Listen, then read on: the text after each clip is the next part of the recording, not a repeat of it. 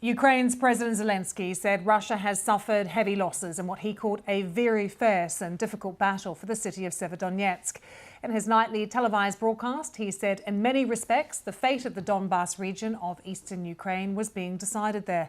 The regional governor says Russian forces now control most of the city, with Ukrainian fighters only in control of the industrial areas on the outskirts of Severodonetsk. Our correspondent Joe Inwood is in Kyiv and has more now on why this is such a strategically important city.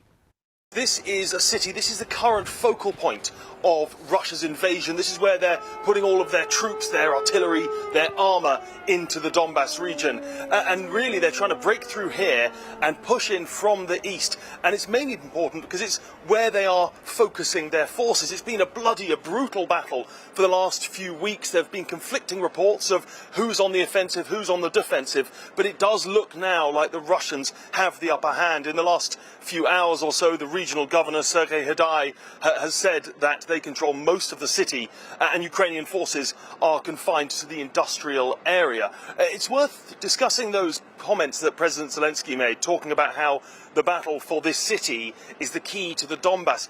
I don't know if he's talking there strategically or symbolically, because it is symbolically an important city, but actually you do have another defensive position, the city of Lysychansk, just a mile or so away, on much higher ground, and with the river Severodonetsk running between the two. So I think even if the city did fall, there would be a fallback position for the Ukrainians, which I know they have been fortifying.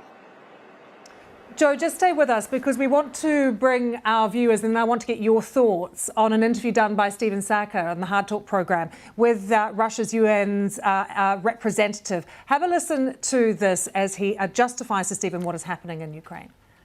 Nobody promised to deliver it in 3 or 7 days, as some pundits are saying now, that the Russian special military operation stalled and is not progressing at the pace that was initially envisaged. But the progress is being made, that's clear. One of the reasons of the so-called slow pace is that we are not targeting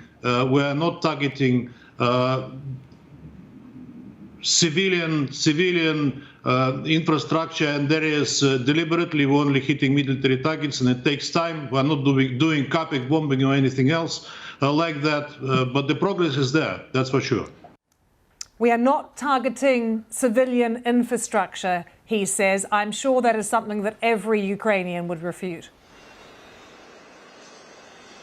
Yes, absolutely. Indeed, I've just been looking at pictures of areas around the Donbas where civilian infrastructure has quite clearly been targeted. I was looking at pictures of a school burnt to the ground, of people's houses completely destroyed. I must say, I think there's a number of points that the ambassador made there that people would refute.